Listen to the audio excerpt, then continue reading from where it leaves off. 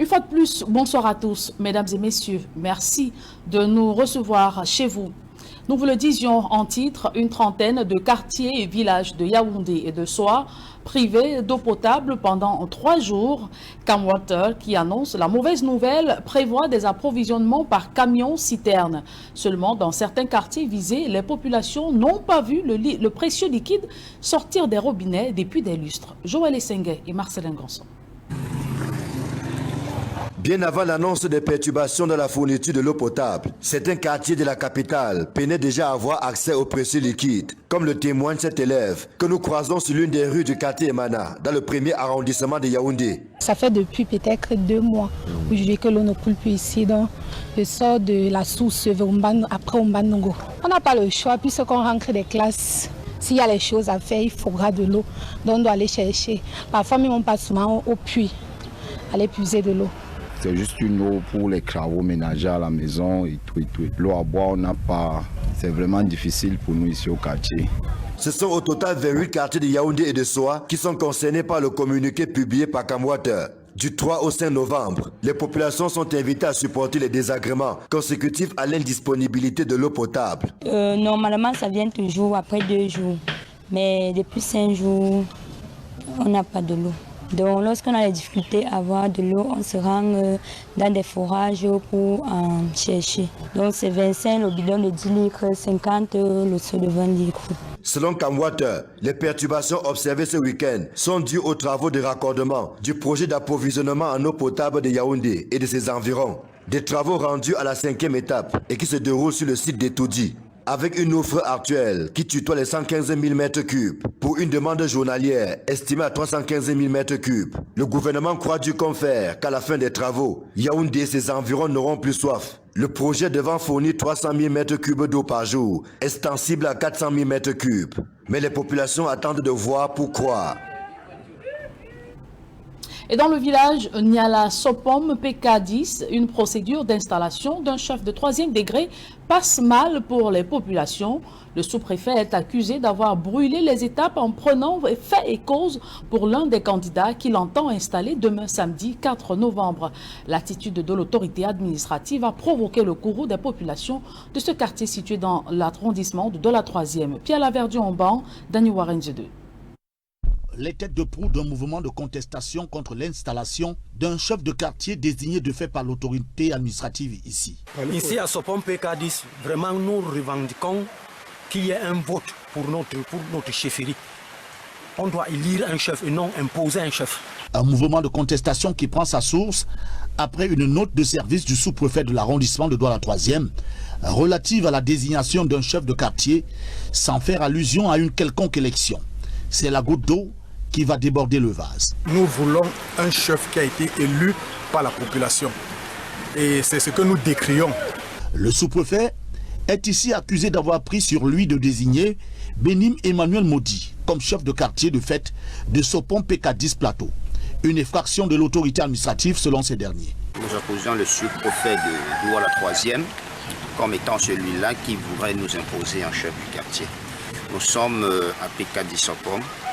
Nous avons toujours eu à procéder par des élections transparentes et libres. Au jour d'aujourd'hui, on nous impose un chef du quartier.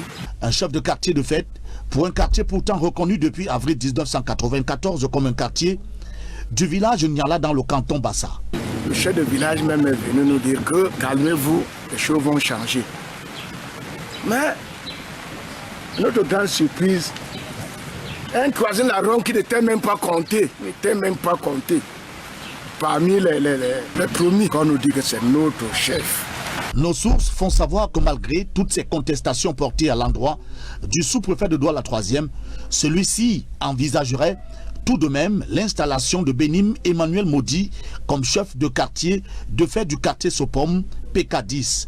Un projet qui passe mal pour ces populations qui entendent ne pas s'arrêter là. La situation qui pourrait virer au pire a été portée devant le préfet du Vouri pour arbitrage. Et dans la région du Sud, la commune de Kribi 1er accuse la mairie de la ville de ne pas reverser fidèlement la redevance portuaire conformément à la loi. Au cours du conseil de recadrage budgétaire, les conseillers ont interpellé le préfet sur le sujet. Une situation préjudiciable à la commune de Kribi 1er qui doit 4 mois de salaire impayé à son personnel. Le reportage de Joseph Abenabena. La redevance portuaire n'est pas reversée à la mairie de Kribi 1er par la communauté urbaine de Kribi. C'est le sujet qui divise ici, dans ce conseil de recadrage budgétaire, et Madame le maire le rappelle fort opportunément à Monsieur le prophète de l'océan. Pour le déplorer, Monsieur le prophète, on peut regretter qu'à date, notre commune a reçu l'équivalent d'un seul trimestre qui a été viré, plus précisément le 13 du mois en cours. Cette dotation qui fait l'objet, faut-il le rappeler, d'un reversement obligatoire conformément à l'article 404 alinéa 2 de la loi de référence en vigueur de CPI.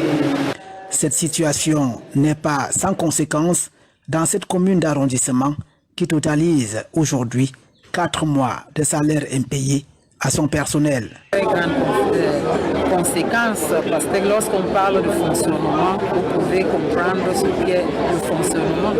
Et le fonctionnement, vous avez entendu tout à l'heure, il s'agit aussi du paiement des salaires parce qu'une dotation, vous l'avez appris, pour le compte de 2023, nous attendons parce que ce n'est pas fini, plus de 100 millions de la communauté urbaine au vu de ce qui est reversé par la douane. Et malheureusement, ça ne marche pas. Le prophète de l'océan, qui ne se réjouit pas de cette situation, demande toutefois à l'exécutif de Kribi 1er de mettre un accent pour le recouvrement des recettes propres. Inviter une fois de plus Madame le maire de la commune de Kribi 1er à mettre un accent sur le recouvrement des recettes propres, parce que nous avons pu constater que ces recettes sont très faibles, alors que les besoins des populations sont assez élevés. Au-delà de ne pas reverser fidèlement cette redevance aux communes d'arrondissement de Kribi, la communauté urbaine semble impuissante devant des tonnes d'ordures et d'immondices qui menacent au quotidien la santé des populations. Un acte de provocation supplémentaire, réaction des syndicats après la suspension du salaire de plusieurs enseignants dans la région du Nord. La décision est du gouverneur de la région, Jean Abaté-Edi, qui évoque des manquements professionnels à l'encontre des concernés. Il s'agit des enseignants ayant suivi le mot d'ordre de grève du mouvement OTS, une nouvelle étape franchie dans la répression des grévistes selon les enseignants. Jiré Siopa et Donald Briskamgan. Les actes ont été pris fin octobre dernier pour la plupart par le gouverneur de la région du Nord. Dans ces arrêtés qui ont fuité sur les réseaux sociaux, on lit le motif de manquement à l'éthique et à la déontologie professionnelle. Il s'agit des enseignants du lycée classique et moderne de Garoua. D'après leurs collègues du mouvement OTS, les enseignants ainsi privés de salaire sont ceux ayant répondu à la cessation d'activité. Nous assistons, n'est-ce pas, à ce genre d'actes qui font, n'est-ce pas, une apologie de la dictature.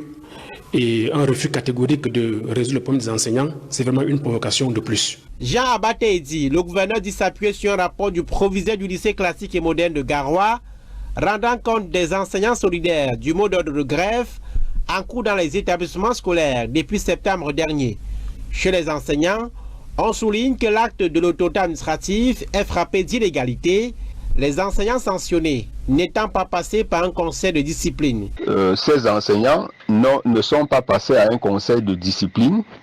Il n'y a pas eu un dossier disciplinaire contre eux. Les enseignants sont en train de revendiquer l'application des instructions du président de la République. Quelle est la faute qu'ils ont commise en le faisant? Les principaux adversaires à la réalisation des objectifs de ce mouvement, ce sont les administrateurs civils et nos collègues administrateurs scolaires, dont les proviseurs de chefs d'établissement.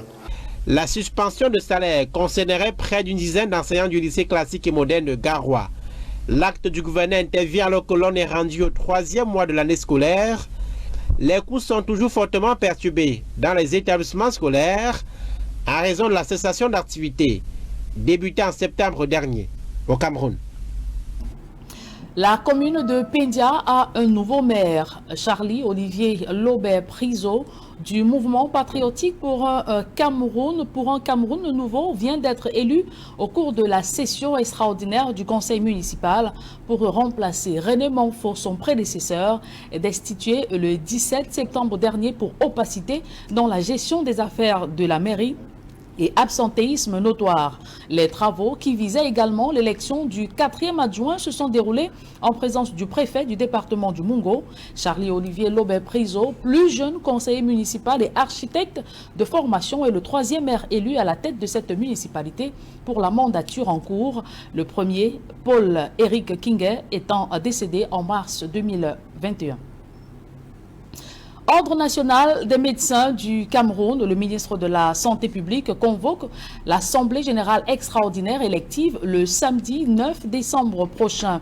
Dans un communiqué rendu public ce jour, Manaouda Malachi indique que cette Assemblée générale, qui fait suite aux travaux entamés par le gouvernement en collaboration avec le Conseil sortant de l'Ordre des médecins du Cameroun et les 7 candidats déclarés à l'élection au poste de président du Conseil de l'Ordre, est ouverte aux 2883 médecins à jour de leur cotisation au 14 décembre 2022, dont la liste est rendue publique et consultable au ministère de la Santé publique. Nous y reviendrons dans nos prochaines éditions.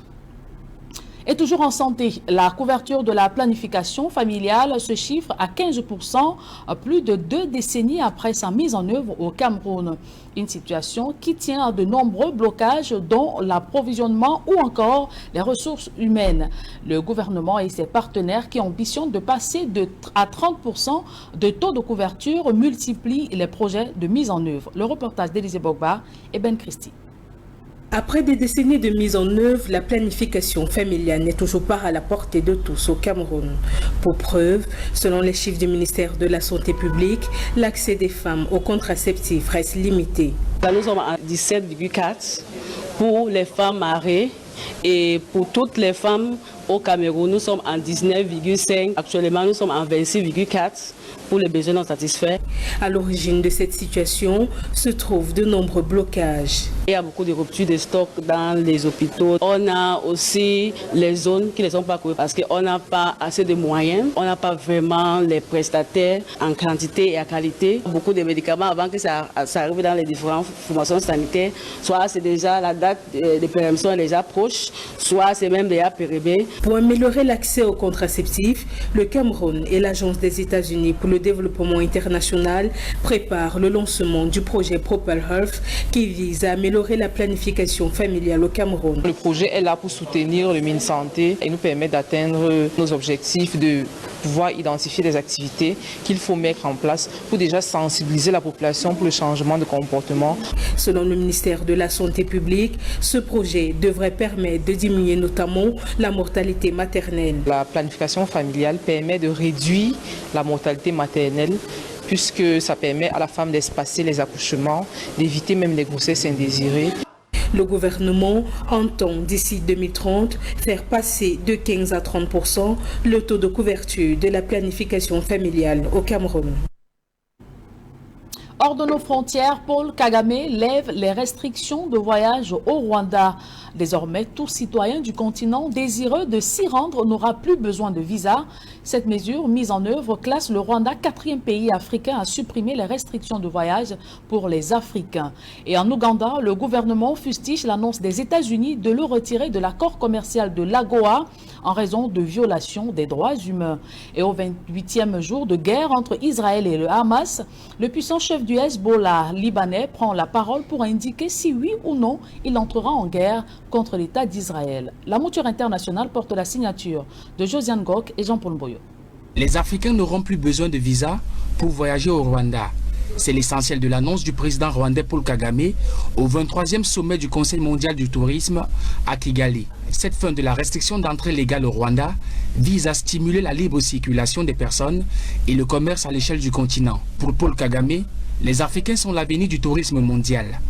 Une fois cette mesure mise en œuvre, le Rwanda deviendra le 4e pays africain à supprimer les restrictions de voyage pour les Africains. La liste comprend la Gambie, le Bénin et les Seychelles. Paul Kagame a du reste vanté le potentiel de l'Afrique en tant que destination touristique unifiée pour un continent dont 60% des touristes proviennent environ de l'extérieur, selon les données de la Commission économique des Nations Unies pour l'Afrique. En Ouganda, le gouvernement fustige l'annonce des États-Unis de retirer le pays de l'accord commercial de l'AGOA en raison des violations des droits humains. Selon les autorités ougandaises, cette décision nuirait à ses agriculteurs et petites entreprises. Washington a annoncé cette semaine qu'elle excluait à partir de janvier 2024 l'Ouganda de la liste des pays d'Afrique subsaharienne bénéficiaires du African Growth and Opportunity Act. Ce test datant de 2000 permet aux pays africains d'exporter de nombreux produits vers les États-Unis sans droit de douane. Ce traitement commercial préférentiel est toutefois soumis à une série de conditions en termes de pluralisme politique, de respect des droits humains et d'état de droit, ou encore de lutte contre la corruption. Dans le conflit Israël-Hamas, 4 écoles de l'ONU abritant des déplacés ont été touchées par des bombardements israéliens, notamment dans le camp de réfugiés de Jabalia, le plus grand de l'enclave palestinienne, bombardé à plusieurs reprises depuis mardi. Pour la première fois depuis le début du conflit, le puissant chef du Hezbollah libanais Hassan Nasrallah s'exprime ce vendredi. Il indiquera si oui ou non le Hezbollah entrera de plein pied dans le conflit. En page sport de ce journal, le pays organisateur a-t-il plus de chances que les autres de remporter la Coupe d'Afrique des Nations? Réponse certainement à partir du 13 janvier prochain en Côte d'Ivoire. Mais ce qui est sûr, c'est que même s'il parvient à se hisser en finale de la CAN, la victoire n'est pas du tout garantie pour le pays hôte.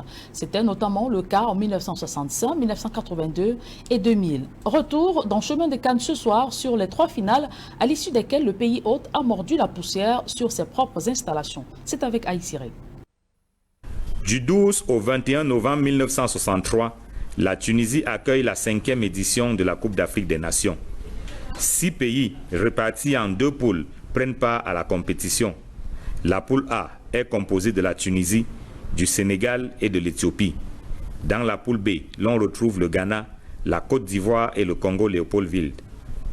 Au terme du premier tour, la Tunisie, première du groupe A, et le Ghana, premier du groupe B, sont qualifiés pour la finale programmée le 21 novembre 1965. La rencontre est âprement disputée. Odoy ouvre le score pour le Ghana à la 37e minute. 10 minutes après, Chetali égalise pour la Tunisie. Le même Chetali va donner l'avantage à la Tunisie à la 67e minute. Mais Kofi rétablit l'équilibre à la 79e.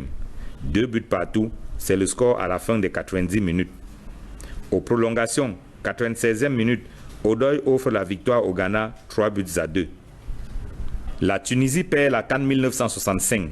C'est la première fois qu'un pays hôte parvenu à l'étape de la finale n'arrive pas à s'imposer. En 1982, la CAN se dispute en Libye. Après une première confrontation, notamment en match d'ouverture de la compétition, soldée sur le score de 2 buts partout, la Libye et le Ghana se retrouvent à nouveau en finale. Au stade du 11 juin de Tripoli, le Ghana ouvre le score à la 35e minute, un but de Alassane. Grâce à El Béchari à la 70e minute, la Libye égalise un but partout. Au tir au but, le Ghana réussit 7 tirs contre 6 pour la Libye. Le pays hôte est battu en finale. C'est la deuxième fois que cela arrive à la CAN. Mais l'histoire se répète en 2000. Le Nigeria, co-organisateur de la 22e édition de la CAN avec le Ghana, effectue un parcours presque sans faute jusqu'en finale. D'abord en match de poule, le Nigeria l'emporte 4-2 contre la Tunisie, grâce notamment à un hat-trick de Nwankwo Kanu. Face au Maroc, le Nigeria s'impose 2-0 avant de faire jeu égal 0 but partout contre le Congo. Au quart de finale, le Nigeria se débarrasse du Sénégal 2-1, doublé de Julius Agaowa. Demi-finale, l'Afrique du Sud passe à la trappe 2-0, 2 buts de Babangida. La finale de cette 22e CAN oppose le Nigeria et le Cameroun. 60 000 spectateurs sont réunis au Surulere Stadium de Lagos le 13 février 2000. Samuel Eto'o, 26e minute, et Patrick Mboma, 31e minute, permettent au Cameroun de mener 2-0. Chukwu, 45e minute, et surtout JJ Okocha, 47e minute, égalisent pour le Nigeria 2 buts partout. Au tir au but, le Nigeria s'incline finalement 3-4. En 33 CAN, les pays organisateurs ont échoué en finale 3 fois. La Tunisie en 1965, la Libye en 1982, le Nigeria en 2000.